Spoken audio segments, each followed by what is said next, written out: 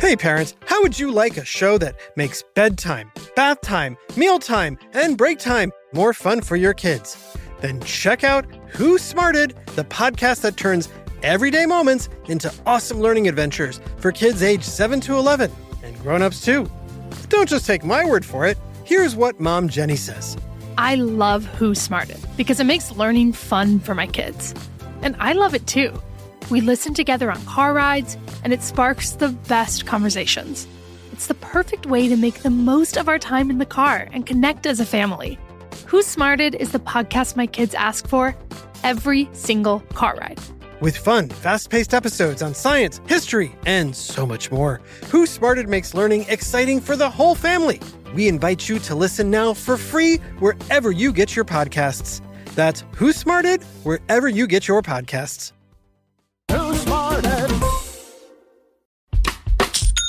When you think about businesses that are selling through the roof, like Aloe or Allbirds, sure, you think about a great product, a cool brand, and great marketing.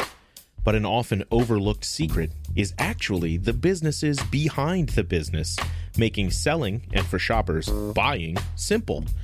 For millions of businesses, that business is Shopify. Nobody does online business better than Shopify.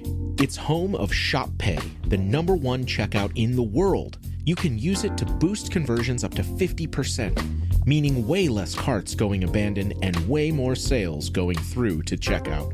Sign up for your $1 per month trial period at shopify.com/income, all lowercase. Go to shopify.com/income to upgrade your selling today. That's shopify.com/income.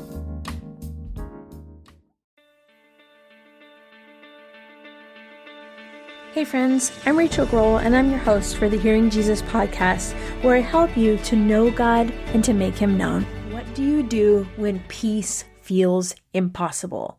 When trust has been broken, emotions are high, and the best option seems to be putting distance between yourself and the other person.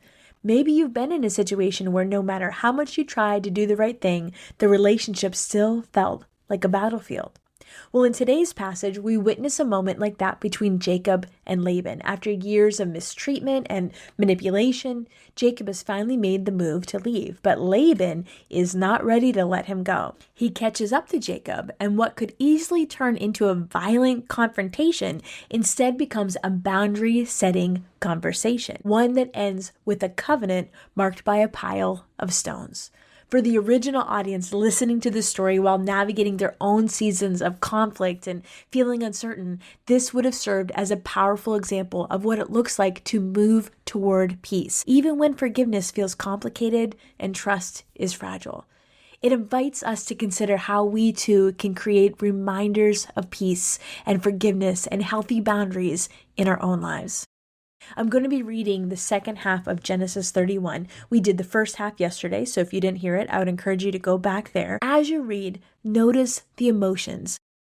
Think through what it would have felt like to be part of that confrontation between Jacob and Laban, the accusations, the defensiveness, the attempts at control. Pay special attention to how this moment shifts from conflict toward covenant. This pile of stones becomes this lasting symbol of the boundary between them.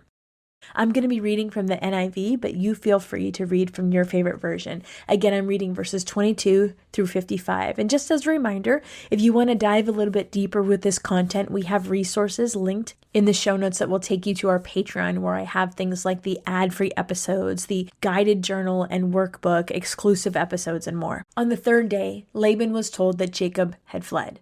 Taking his relatives with him, he pursued Jacob for 7 days and caught up with him in the hill country of Gilead. Then God came to Laban the Aramean in a dream at night and said to him, "Be careful not to say anything to Jacob, either good or bad." Jacob had pitched his tent in the hill country of Gilead when Laban overtook him, and Laban and his relatives camped there too. Then Laban said to Jacob, "What have you done? You've deceived me, and you've carried off my daughters like captives in war. Why did you run off secretly and deceive me? Why didn't you tell me so I could send you away with joy and singing to the music and timbrels and harps? You didn't even let me kiss my grandchildren and my daughters goodbye. You have done a foolish thing. I have the power to harm you, but last night the God of your father said to me, be careful not to say anything to Jacob, either good or bad. Now you have gone off because you long to return to your father's household, but why did you steal my gods? Jacob answered Laban, I was afraid because I thought you would take your daughters away from me by force. But if you find anyone who has your gods, that person shall not live. In the presence of our relatives, see for yourself whether there is anything of yours here with me, and if so, take it. Now Jacob did not know that Rachel had stolen the gods. So Laban went into Jacob's tent, and into Leah's tent, and into the tent of the 2 female servants, but he found nothing. After he came out of Leah's tent, he entered Rachel's tent. Now Rachel had taken the household gods and put them inside her camel's saddle and was sitting on them. Laban searched through everything in the tent, but found nothing. Rachel said to her father, Don't be angry, my lord, that I cannot stand up in your presence. I'm having my period. So he searched but could not find the household gods. Jacob was angry and took Laban to ask, What is my crime? He asked Laban. How have I wronged you that you hunt me down? Now that you have searched through all my goods, what have you found that belongs to your household? Put it here in front of your relatives and mine, and let them judge between the 2 of us. I have been with you for 20 years now. Your sheep and goats have not miscarried, nor have I eaten rams from your flocks. I did not bring you animals torn by wild beasts. I bore the loss myself, and you demanded payment from me for whatever was stolen by day or night. This was my situation. The heat consumed me in the daytime, and the cold at night. The sleep fled from my eyes. It was like this for 20 years I was in your household. I worked for you 14 years for your 2 daughters and 6 years for your flocks, and you changed my wages 10 times. If the God of my father, the God of Abraham, and the fear of Isaac had not been with me, you would surely have sent me away empty-handed. But God has seen my hardship and the toil of my hands, and last night he rebuked you. Laban answered Jacob, The women are my daughters, the children are my children, and the flocks are my flocks. All you see is mine. Yet what can I do today about these daughters of mine, or about the children they have borne? Come now, let's make a covenant, you and I, and let it serve as a witness between us. So Jacob took a stone and set it up as a pillar. He said to his relatives, Gather some stones. So they took stones and piled them in a heap, and they ate there by the heap. Laban called it Jegar Sedutha, and Jacob called it Gilead. Laban said, This heap is a witness between you and me today. That is why it was called Gilead. It was also called Mizpah, because he said, May the Lord keep watch between you and me when we are away from each other. If you mistreat my daughters, or if you take any wives besides my daughters, even though no one is with us, remember that God is a witness between you and me. Laban also said to Jacob, Here is this heap, and here is this pillar that I have set up between you and me. This heap is a witness, and this pillar is a witness, that I will not go past this heap to your side to harm you, and that you will not go past this heap and pillar to my side to harm me. May the God of Abraham and the God of Nahor, the God of their father, judge between us. So Jacob took an oath in the name of the fear of his father Isaac. He offered a sacrifice there in the hill country and invited his relatives to a meal. After they had eaten, they spent the night there. Early the next morning, Laban kissed his grandchildren and his daughters and blessed them. Then he left and returned home. Our story picks up after Jacob had secretly left with his family and his flocks. And now this story is starting to pick up speed. Laban, realizing that Jacob is gone, he gathers his relatives and he begins this pursuit of him. And so what unfolds is not just this physical chase, but it's a collision of years of built up tension, broken trust, and unresolved wounds between these 2 men. When Laban finally catches up to Jacob, the accusations start to come. He begins with this complaint that Jacob left secretly, and he robbed him of the chance to even say goodbye to his daughters and his grandchildren. But beneath that surface level protest is something deeper. Laban accuses Jacob of theft, specifically the theft of his household gods, the teraphim. Now, like I talked about yesterday, the teraphim were these small little idol figures that would have been carved, and Laban would have thought that that was responsible for bringing him things like protection and blessing, or even legal standing when it came to things like inheritance rights. It was part of their culture. That role of those little false gods, those little graven images, those little carved things, it was a layered part of the story because they don't just symbolize Laban's control, but also his desire to maintain authority. And there's also this spiritual confusion that was happening at the time of the ancient Near East because not everybody was following Yahweh. Not everybody was following God. So of course the twist here is that Jacob has no idea that Rachel has actually stolen them. And so there's this hidden act that continues this generational pattern of deception. And that has really been the theme of Jacob's family line for years. Jacob doesn't even know it, but he is falling into that trap of saying, okay, if somebody here took it, then they shouldn't even deserve to live. Well, he doesn't realize that his precious wife is the one that took it. But one of the things that I have to point out, and I think we've seen it, we saw it yesterday, we've seen it throughout the historical narrative, and it's a basic human principle. There's this concept of how like attracts like, meaning you attract your same level of function or dysfunction. Jacob has been enmeshed in family dysfunction for a very long time, and it seems as if he and his wife Rachel are now equally matched. Now, I know there was a different kind of wedding situation back when those two got together, and there wasn't a lot of choices. That's not like it is right now. However, it's highly likely that Rachel, by living with Jacob, has now assumed some of the same kinds of methods or strategy. That deceptive heart that he has, we're seeing it come out in his wife.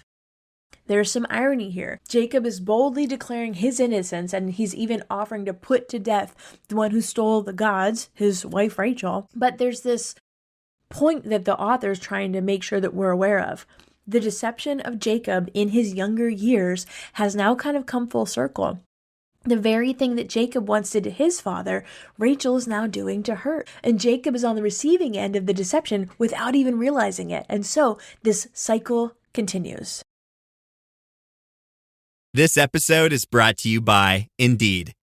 When your computer breaks, you don't wait for it to magically start working again. You fix the problem. So why wait to hire the people your company desperately needs? Use Indeed's sponsored jobs to hire top talent fast. And even better, you only pay for results. There's no need to wait. Speed up your hiring with a $75 sponsored job credit at Indeed.com/podcast. Terms and conditions apply. The resurrection life isn't just something we celebrate on Easter. It's something we get to live out every day. Join me for 40 days of Living the Resurrection Life, a special series that explores what it truly means to live in the power of the resurrection. Through weekly contemplative prayers, reflections, and daily affirmations, we'll walk together in the boldness, the peace, and the purpose that Jesus offers. You can listen to the first episode for free on the Hearing Jesus podcast, but for the full 40-day experience, join me on Patreon for exclusive content. It'll help you live out the resurrection life in your everyday moments. Head to patreon.com/hearingjesus to learn more. There you will find these exclusive ad-free episodes, a companion guided journaling workbook, and a new set of daily affirmations that will help guide you towards what it actually means to live out the resurrection life. Again, head to patreon.com/hearingjesus to learn more. Hey friend. Every day when I finish the podcast, I feel so confident that this is one of the things that God created me for. And my journey is not unlike yours. I had a season in my life where I was doubting God's voice. I felt insecure about the things I thought He might be telling me to do. If you are in that place, I want you to know that I offer spiritual direction and life coaching to help you get unstuck. Maybe you're struggling with something and need an objective biblical opinion. Maybe you need some help working through something that feels a little heavy. Maybe you feel called to write or start your own podcast, or maybe you just want to learn how to hear God's voice more clearly. For me, when God started to reveal His plan for my life, I found my purpose. And part of that purpose is to help you learn how to grow in your relationship with Him. My heart is to help guide you in this area so you can step confidently into the calling God has for you. If you would like to start spiritual direction or life coaching, I am opening up space for a couple more clients this quarter. You can head to shehears.org/coaching to learn more. The significance in all of this, though, is how Jacob responds. After Laban finishes accusing, Jacob doesn't stay silent. Instead, he starts talking about the pain and the injustice that he's carried on for 20 years at the hands of Laban. He does not sugarcoat anything. He talks about the hardship. He talks about the changing of his wages 10 times, the sleepless nights, the physical toll of caring for all of those flocks of Laban, the losses that he covered from his own resources. And he's essentially saying, you've wronged me again and again, but the only reason I'm standing here with anything at all is because God has been with me. Verse 42 becomes this central statement in this passage. I'm going to read it. It says, if the God of my father, the God of Abraham and the fear of Isaac had not been with me, you would surely have sent me away empty-handed. But God has seen my hardship and the toil of my hands, and last night he rebuked you. Jacob's words are not just this personal defense. It's a theological declaration. He's basically saying, my success, my survival, my blessing, they have nothing to do with you, Laban. They are a result of God's hand, God's faithfulness on my life and on my family's life. And so this marks this significant step in the spiritual growth of Jacob, because for so much of his life, he has relied on his own cleverness or his own manipulation or his own dishonesty. But here, he's acknowledging that the only reason he has what he has is because of God's hand in his life. What happens next is profound. Instead of this confrontation escalating into violence, which would have been very likely to happen at the time, Laban himself proposes a covenant. Rather than continuing to fight for control, they agree to a treaty, this formal boundary between them, and they gather stones, they pile them into a heap, and they set up this standing stone. And in the ancient Near Eastern world, that was kind of a marker that wouldn't have just been symbolic, it would have been a legal marker. That's how they did things back then. It represented an official boundary line, and it would have been a witness to this covenant promise between both of these parties. Each man names the place in their own language. Laban calls it one thing, and Jacob calls it another, and both names meaning witness heap, essentially saying this name of this place is reinforcing this formal covenant that we are making to each other, this promise that we're making to each other. Today, that verse is often quoted as a blessing. It's verse 31-49. May the Lord keep watch between you and me when we are far away from each other. And what's interesting about that is people often say it as a blessing, but in the original context, it was actually the opposite. It was kind of saying, I don't trust you as far as I can see you. I certainly don't trust you when I can't see you. So may God be the one who holds you accountable. It's not like this warm, fuzzy statement of how we tend to hear it right now. It's actually a statement of suspicion, and it's wrapped in this language of covenant. The agreement itself includes these very specific stipulations. Jacob is not to mistreat Laban's daughters, and he's not to take any additional wives. That would have been a common clause in any kind of marriage contract at the time, especially when the father could no longer be present to defend his rights of his daughters. So, the boundary marker by that heap of stones that was there was also serving as a physical division between their territories that neither would cross it or do harm to each other. There's so many layers to this when you look at it within the historical context. And then finally, they share a meal together. And that was a customary practice to seal a covenant agreement. In the ancient world, that is part of the understanding that they are closing the negotiation of the agreement and they have this mutual acceptance of the terms. It's basically a court case, like what we would have today in court. This is how they settle it then. And so for the Israelites, remember, they're hearing this story as they are wandering through the wilderness. This would have resonated deeply with them because they were learning how to navigate things like conflict and how to separate from somebody that was oppressing them and how to trust God's protection when the human relationships in their lives were broken or they just weren't safe. And so this story gave them a framework for understanding that peace does not always require full reconciliation. Sometimes peace means healthy boundaries. Sometimes peace means naming the wrongs, making the commitment to make it right, and trusting that God is going to be the one to hold each other accountable. And for us, I think it has a lot of relevance because it helps us walk in this tension of understanding that you can still have peace even when things are not restored. You can still walk in forgiveness and have healthy boundaries even when the other person doesn't see eye to eye with you. even when things are not fully restored.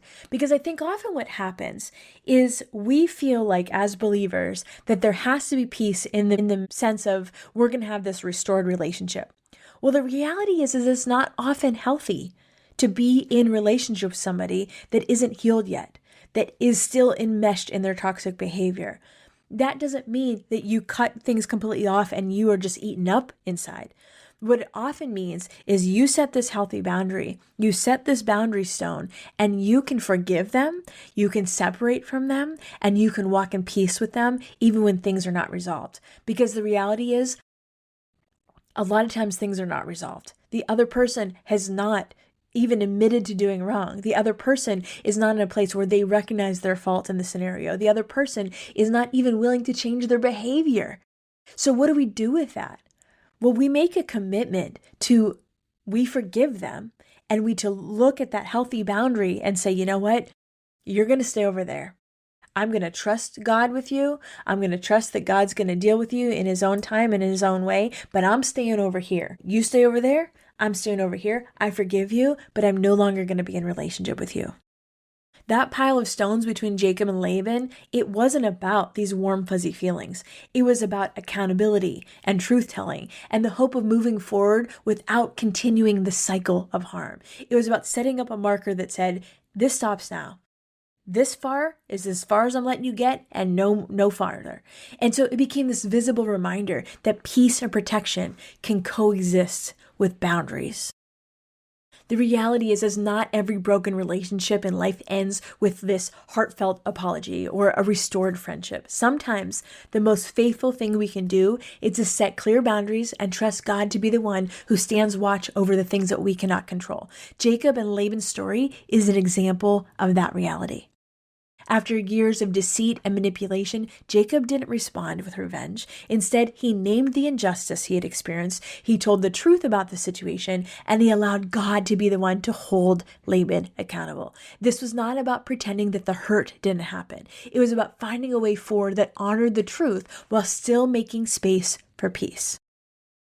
In our own lives, that kind of boundary setting can feel really uncomfortable, especially as believers, because we sometimes assume that forgiveness means that the relationship has to go back to the way it was before.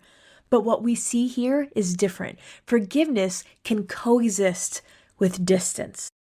Sometimes the wisest thing we can do is create this reminder, this pile of stones, so to speak, in our own way to help us remember where the boundary is and why it's there.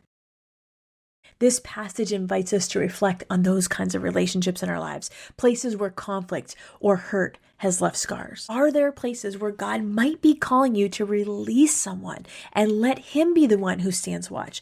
Give it to him. Are there boundaries that need to be set, not out of bitterness, but out of this desire to honor God and to move forward to a place he's calling you and to protect the emotional and relational health of you and your family? That doesn't mean you stop praying for the other person. It doesn't mean that you hope for them to have harm in their life. But it does mean that you stop carrying the weight of trying to police the situation yourself. Just as Jacob and Laban agreed to just let the boundary stand as a witness between them, we can lean on God to be the keeper of peace when the trust is too broken for us to hold it. Now, maybe we don't have physical heaps of stones when we're making that commitment. Maybe for us, it's something like blocking somebody or only responding after 24 hours or whatever you want it to be. A boundary in place to protect you and to protect your heart and to protect the people in your lives. For me, what that has meant, as I've gotten healthier, as I've aged, as I've matured, it's meant leaving behind some unhealthy friendships. It doesn't mean that I don't pray for those people. It doesn't mean that I don't love them. But what it does mean is I'm going forward to the place that God has called me, and I'm trusting God to deal with them. My hope and prayer, even for family members, is that God will deal with them. But I'm not going to allow their unhealed, toxic, emotional mess to continue further to manipulate or harm me or my family. And that can be hard, especially if you grew up in an environment like that. But this parting covenant between Jacob and Laban, it gives us this real life picture of what it looks like to pursue peace while still honoring the need for healthy distance. And so the agreement that they made wasn't about sweeping the past under the rug or pretending that trust had been fully restored, because it hadn't, and it's not going to be. Instead, it was about acknowledging what had happened, setting a clear boundary, and inviting God to be the one who watches over that space between them. The heap of stones that they put there became this lasting symbol. It was like a marker that told the truth about the conflict, but it also represented their shared commitment to stop the cycle of harm between them. And they may not have reconciled in the way that, might have been hoped for. We often cannot reconcile in the way that we hope for in broken relationships, but they found a way to walk forward without continuing the fight. That's an important distinction for us to sit with. Forgiveness doesn't always mean going back to the way things were. It doesn't mean being in relationship with that person. Sometimes the most faithful thing you can do is create space. Boundaries are not walls to keep people permanently shut out. They are lines of safety and accountability that honor truth and grace. It's not about keeping people out. It's about keeping the people safe inside. Jacob's story challenges us to reflect on the spaces in our own lives where trust has been broken or where conflict feels unresolved. Are there relationships where the most God-honoring next step is not full reconciliation, but rather the setting of healthy boundaries, healthy limits? Are there situations where letting go and allowing God to be the watchman between you and the other person would actually be the thing that would be the most healing? The reality is when you do that, it's not like you're giving up. You're trusting that person into the hands of a faithful God, and that's really the best place for them to be. Let's pray. Father God, thank you for being the one who sees both our hearts and the hearts of those that we struggle to trust. God, thank you for showing us that peace doesn't always mean restoring things to the way they were. Sometimes it means setting healthy boundaries and releasing control to you. God, would you help us to know when to stand up for truth and when to let go of the need to defend ourselves? Teach us to forgive fully, even when full reconciliation isn't possible. Give us the wisdom to pursue peace in a way that honors you and protects the work that you are doing in our lives. God, we trust you to watch over the spaces that we can't. In Jesus' name, amen. Friends, I know we talked about a lot of hard things today, things like boundaries and toxic relationships and moving forward even without reconciliation. Unfortunately, that is the reality of the life that we live in this fallen world. If that is something that you are struggling with, I want you to know that that's one of the things that I can help with in coaching and spiritual direction.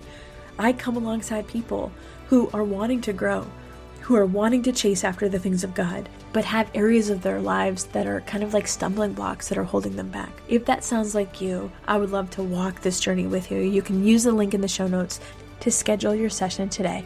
Let's take that next step together.